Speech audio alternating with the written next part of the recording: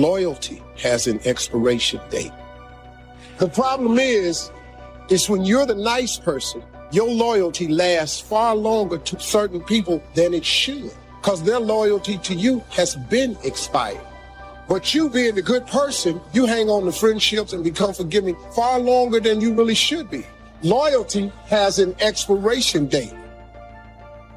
I came to talk to you as living creatures who have found restrictions in the place that you once found nurture, and found yourself imprisoned by narrow thinking people and narrow thinking circumstances and narrow evolving predicaments. I came to tell you that you cannot feed in one realm and stay in that realm, that if you get enough on the inside of you, you will find a discomfort in staying in the dimension that you once lived in. And I came to prepare your hearts and minds. If you're not prepared to go through some bloody stuff and some stinky stuff and some dirty stuff, you don't want to keep feeding on this kind of word, because if you feed on this kind of word, it will open up your mind and open up your thinking and open up your ideas and open up your concepts until all of a sudden you are uncomfortable in what you were once comfortable in. You're thinking on another level, and it's causing a separation, because what used to be funny isn't funny anymore. What you used to enjoy, you don't enjoy anymore. And what you used to be satisfied with, you're not satisfied with anymore. And all of a sudden, you don't fit in the places you used to fit in, and you don't even understand it. And they think you're acting funny, and they think you're acting strange, and they say things like, you forgot where you came from. I didn't forget it, I just can't stay in it.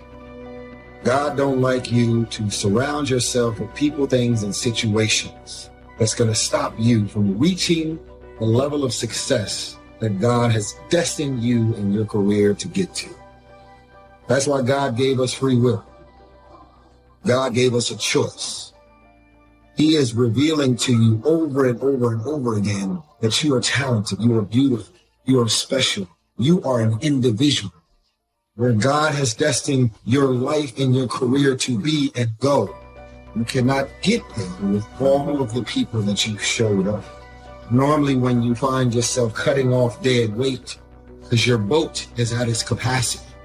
If the boat is at 1,500, and because you're loyal, you have your boat now at 4,000 pounds in capacity. You are now on a boat that has blessings and opportunities, but it's overweight. It's past its capacity, which means that if God has destined your life to get from here to where it's destined to be, you're carrying dead weight.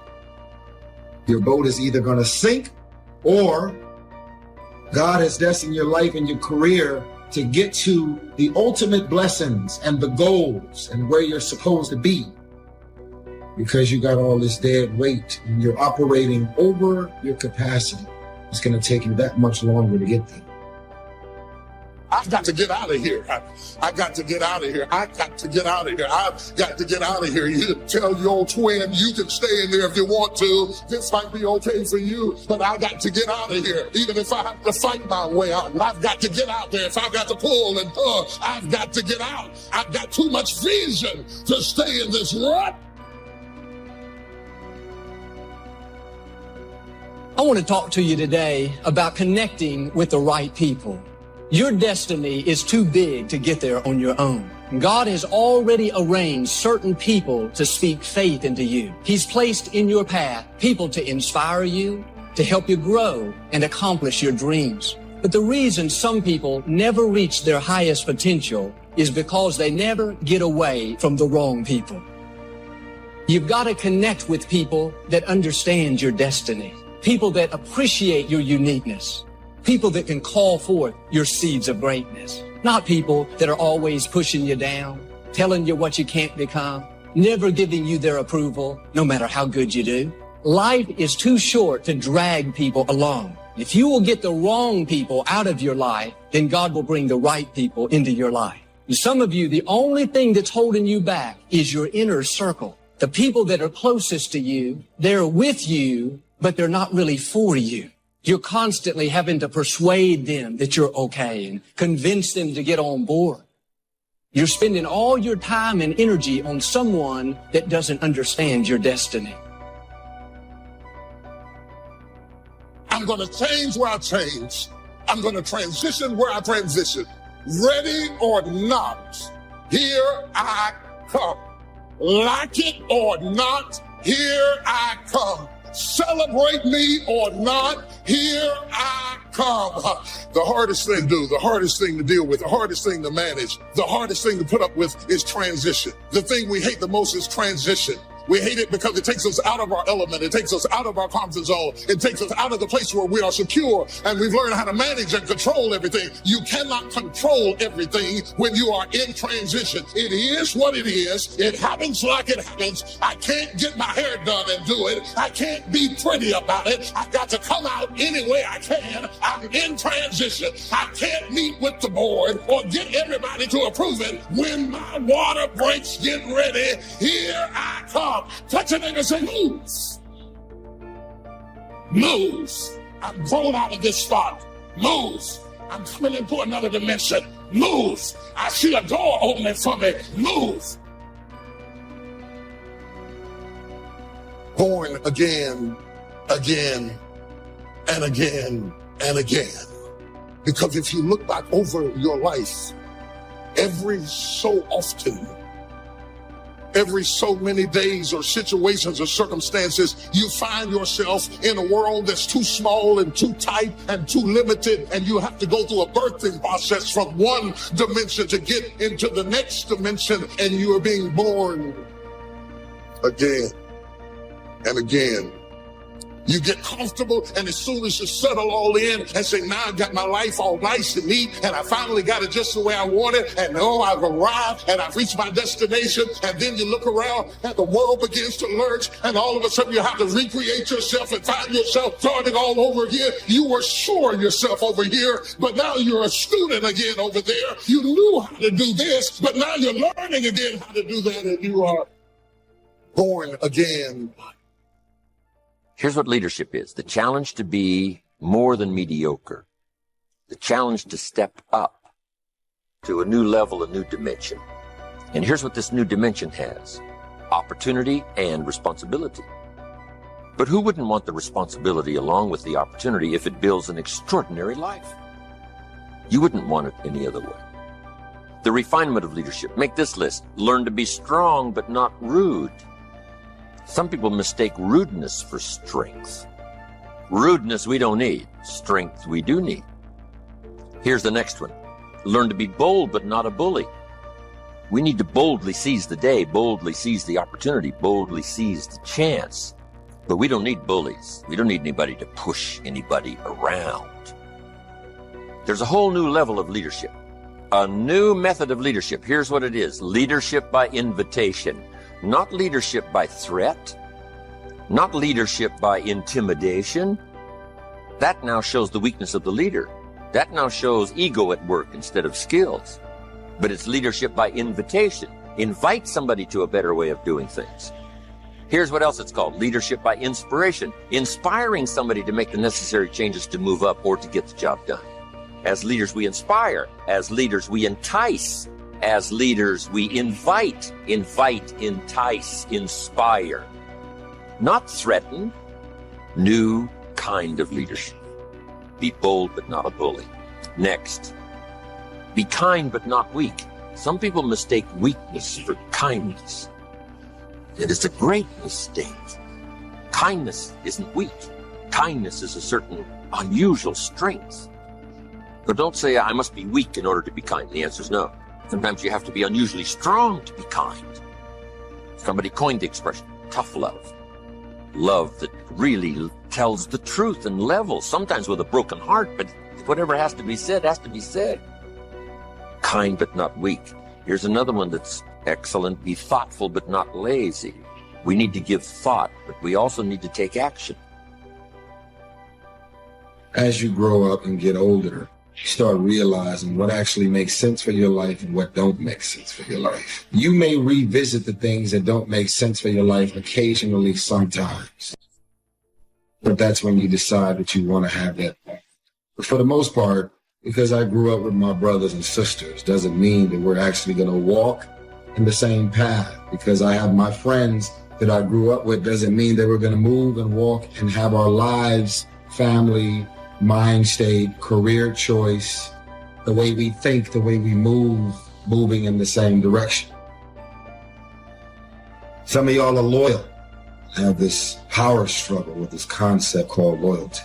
You're so loyal. You're watching your career and your life and your surroundings crash and burn because you're being loyal to those friends. They're insecure and threatened by you and anything that you do and any move that you make. They ask you questions like, yo, what you got going on? And they seem to be curious. But as soon as you share that information deep down inside, they are angry, mad, jealous and envious about anything that you have going. But you're so loyal. You're so emotionally tied to these people that you found yourself being committed to because you grew up with, because you know, because they have the same blood as you. You hold on to things that don't make sense for the new season of your life. But because you actually know, because you're comfortable, because you're used to, because they may know all of your business and your secrets. You hold on to dead weight. People are in your life for a reason. Other people are there for a season. But it's important to recognize when people's seasons are over. I found some people you have to love from a distance. They're still my friends, but they're not in my inner circle. Don't cast your pearl among swine. You could say your pearl is your gift, your personality. It's who you are. When you get around true friends, people that really believe in you, they won't be jealous of your gifts. They won't try to talk you out of your dreams. It'll be just the opposite. They'll help you develop your pearl, polish your pearl, enhance your pearl, grow your pearl. In other words, they'll give you ideas. They'll help push you further along. You shouldn't stay around people that don't value your gifts and appreciate what you have to offer. That's casting your pearl among swine. You need to dream without just being a dreamer. Head in the clouds, yes, dreaming lofty dreams, but feet on the ground. Here's 2 or 3 more. These are excellent. Be humble but not timid. Some people mistake timidity for humility. Humility is a virtue. Timidity is an illness. It can be cured. It can be managed. And if you are timid, you got to work on it. I'm telling you, it's a weakness. It's not a virtue. But you must turn your timidity into strength and keep working on it and keep working on it until finally you have driven it into such a small corner that it does not devastate your life anymore. But humility is a virtue. Expands your ability to understand the vastness of it all and how small we are in relation to everything. Humility that causes you to get on your knees and talk to a child without any fear how you look. Humility to understand, yes, humans are unique, but in the vast space of it all, we're all pretty small. Yes, we know, but what we don't know is so much greater than what we do. Here's a couple of more. Be proud without being arrogant. There's something to be said for team pride, community pride, company pride, personal pride. But don't cross the line to where your being proud now becomes arrogance. Pride we need, arrogance we don't. Arrogance is usually the childish attempt to make up for lack of self-worth. The childish attempt to make up for lack of self-worth has a tendency to create arrogance. And you know the worst kind of arrogance? Arrogance from ignorance. That's the worst kind. If a guy's smart and arrogant, we can tolerate that. But if a guy's dumb and arrogant, that's hard to take. So now, all leaders must learn the basic laws so they can use them as illustrations as well as use them for productivity. Here's the first of the basic laws. Whatever you sow, you reap. Now here's another way to put it on the positive side. In order to reap, you must sow. Reaping is reserved for those who sow, who plant. To deserve the harvest, you must plant the seed, take care of it in the summer, carefully harvest it, and then do wise things with the harvest. Now, Here's the rest of the law of sowing and reaping. If you sow good, you reap good. If you sow bad, you reap bad. You can't sow bad and hope for good. You can't plant weeds and hope for flowers. It works both positive and negative. Now, here's something else about the law of sowing and reaping. You don't reap what you sow. You reap much more than what you sow. Now, here's what's important to understand on that. It works both positive and negative. The old prophet said, if you sow to the wind, you don't reap a wind. You reap a whirlwind. You've got to be careful sowing to the wind. It doesn't come back as a wind. It comes back as a whirlwind. That's on the negative side. But now it also works on the positive side. If you plant a cup of corn, how much do you get back? A cup? No, a bushel for the cup. You get back much more than what you plant. That's the reason for planting, for the increase. Positive, negative. Now here's the next key to the law of sowing and reaping. Sometimes it doesn't work at all. The farmer plants the crop in the spring, takes care of it all summer, is an honorable man, loves his family, is a decent citizen. But the day before he sends the combines into the field, a hailstorm comes along and beats his crop into the ground, and it's gone, it's lost. So this time it didn't work. So now what must the farmer do? He's got to decide whether to do it again or not. Should we take another chance in the next spring? We would advise him to do so, even though he lost everything in the last harvest. And it didn't work. You didn't reap what you sowed. But here's the law of averages. Here's the odds. More often than not, you reap what you sow. More often than not, you'll have a harvest if you plant in the spring. There's no guarantee, but more often than not. And guess what more often than not is? Pretty good odds. It's better than Las Vegas. Incredible. Next, one of the most important laws to learn is the law of averages. If you do something often enough, you'll get a ratio of results. Once you understand that, the world is yours. Learning to employ people in the unique thing called the law of averages is stunning in its result in terms of fortune, future. In baseball, we call it batting average. Swing 10 times, get a hit. Swing 10 times, get a hit. Nobody bats 9 out of 10. Some of these guys are getting $5, $6, $7 million a year, batting 2, 3 out of 10. So you don't have to be perfect here. All you have to do is understand the law of averages. Now, even if you're only getting 1 out of 10, you can now start to compete. If you've been here a long time, you can get 9 out of 10. I just joined. I can only get 1 out of 10. I'm telling you, if we have a contest, I will beat you. Say, well, you just started. How could you beat me? It's very simple. While you talk to 10 and get 9, I will talk to 100 and get 10. I win. Isn't that clever? Here's what I do if I'm new. I make up in numbers what I lack in skill. Once you understand the law of averages, I'm telling you, it's so exciting to work with the law of averages. Here's the next important law, called the law of faith. Faith is the ability to see things that don't yet exist. Faith, though, can turn difficulty into reality, positive reality. Here's what faith is for. Number 1, faith is the ability to see it as it is. Faith doesn't mind seeing it as it is because faith is a miracle worker. Faith does not ignore the negative. Faith uses the negative because if there was no negative, there'd be no need for faith. If everything is okay, what would you need faith for? You need faith because it isn't okay. Now, what isn't okay? Who knows? The situation that isn't okay. So here's what faith does. Number 1, faith does not ignore the negative because faith now stands as the miracle worker if you let it work.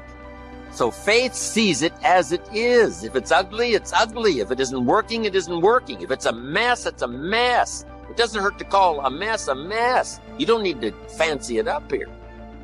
If it's broke, it's broke.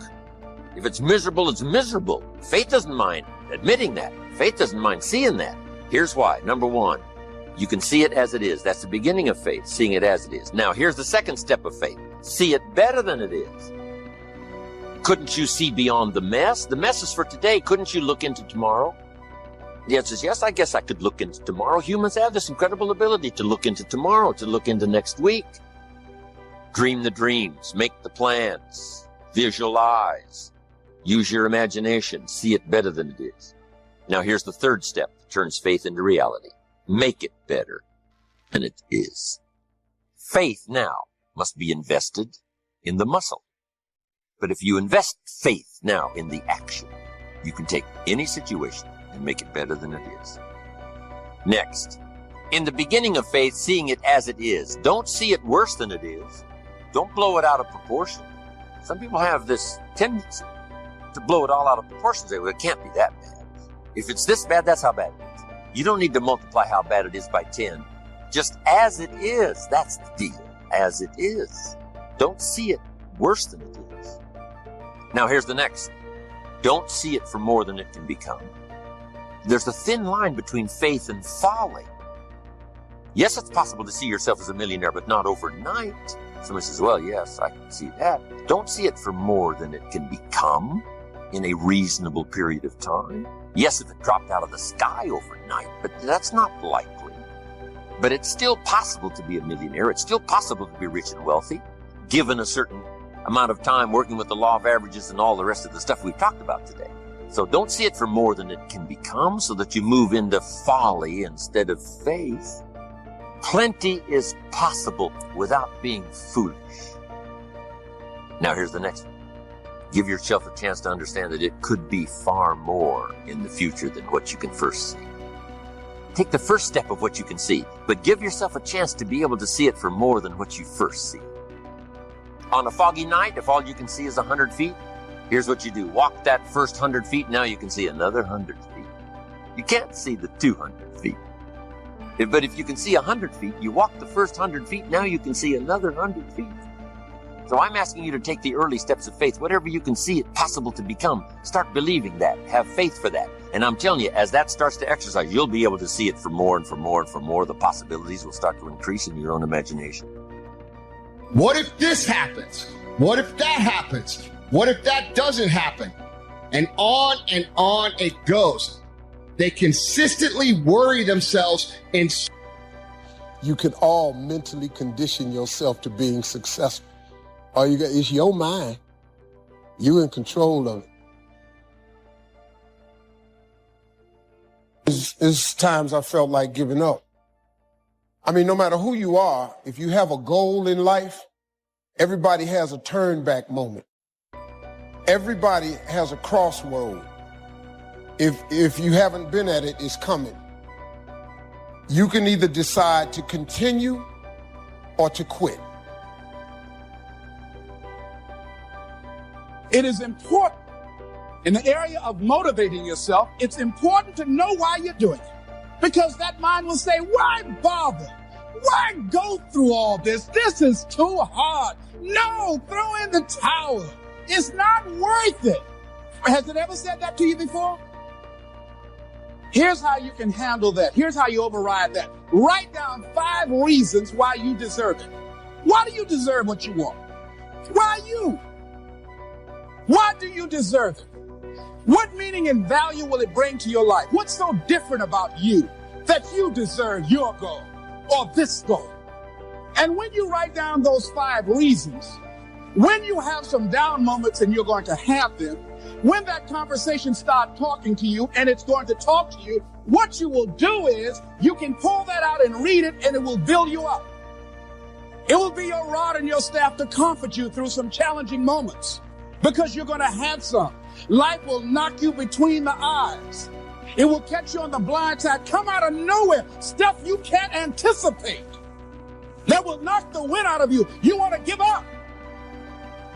That's why it's important for you to work on yourself, listening to tapes, building yourself up, talking to yourself with power, feeling, and conviction, building yourself up day in and day out. The next thing is that whatever you do, you want to develop technical mastery.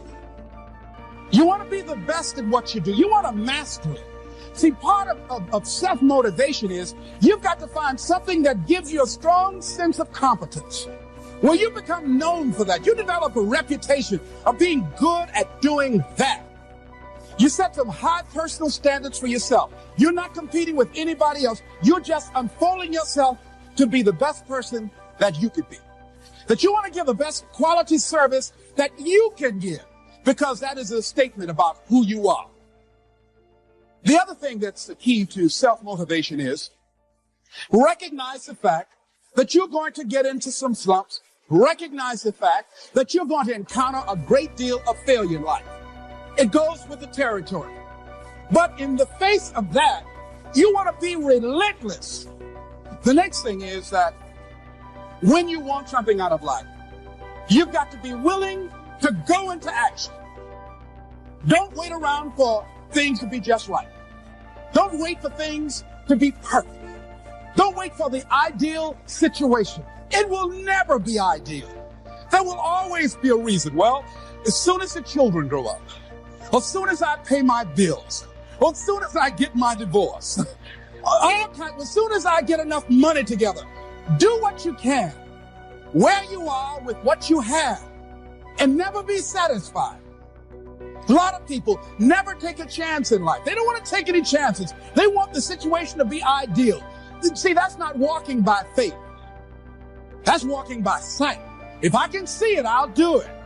No. A lot of people say, if I can see it, I'll believe it. No. If you believe it, you can. Happening now, today, is the direct result of your activity, what you did yesterday.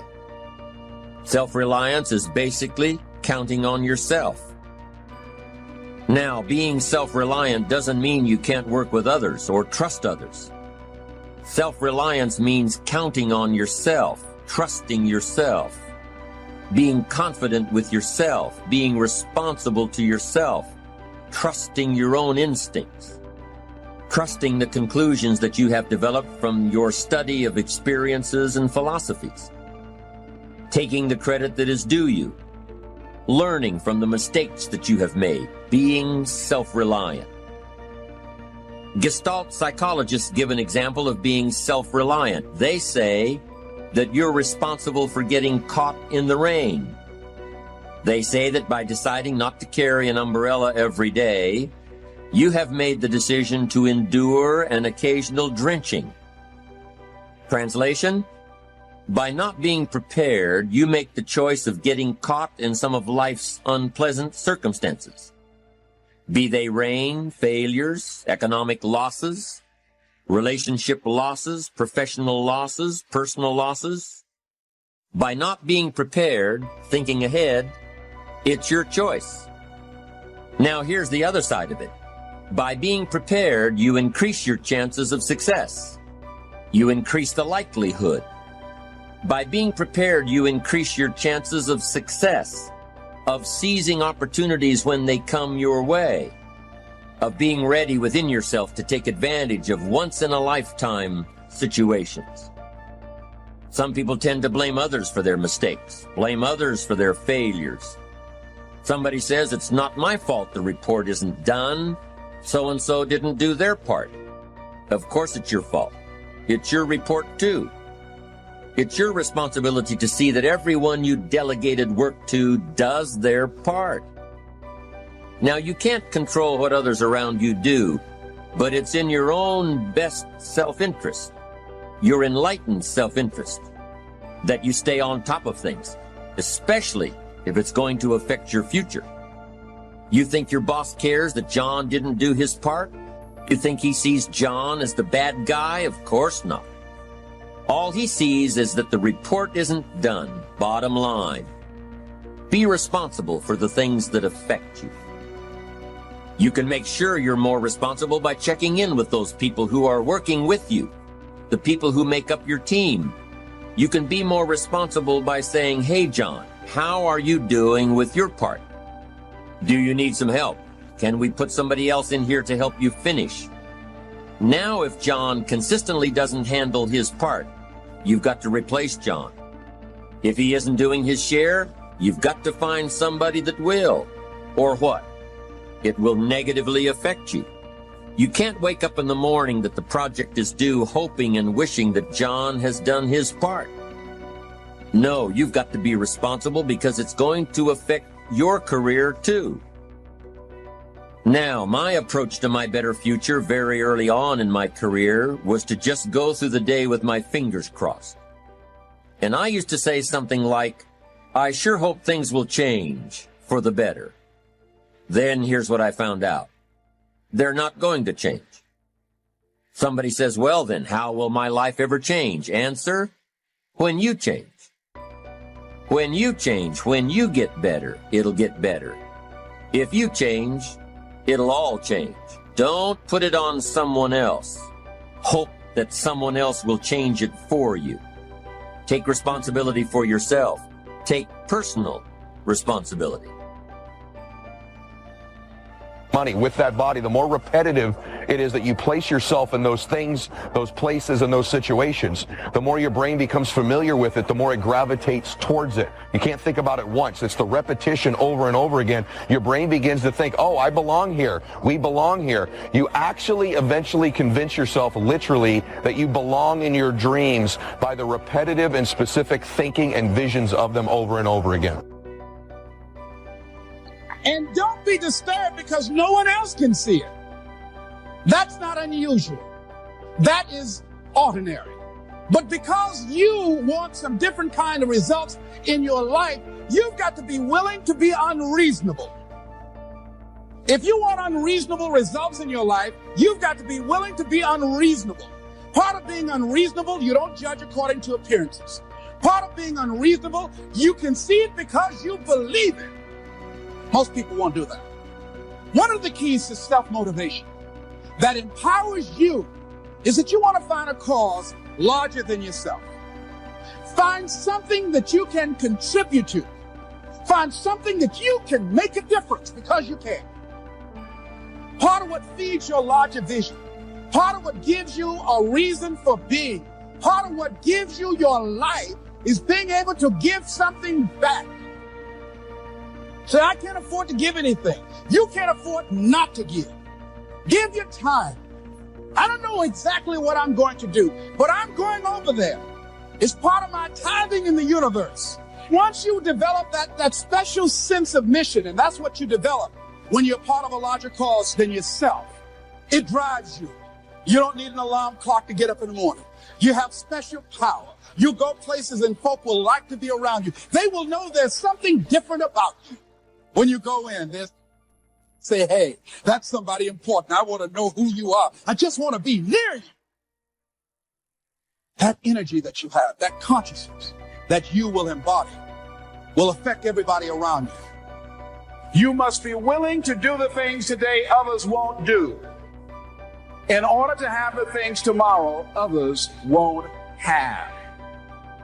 That's why the book of life said the road to life is straight and narrow, and few there be that find it, because few there be that are willing to do the things today others won't do in order to have the things tomorrow others won't have. What are the things that others won't do? Number one, make discipline a major force in your life. Socrates said the undisciplined life is an insane life. The road to life is straight and narrow because few there be that are willing to discipline themselves. Here's something else that most people won't do. Make it okay to fail. A lot of people, 85% of people, allow their fear of failure to outweigh their desire to succeed.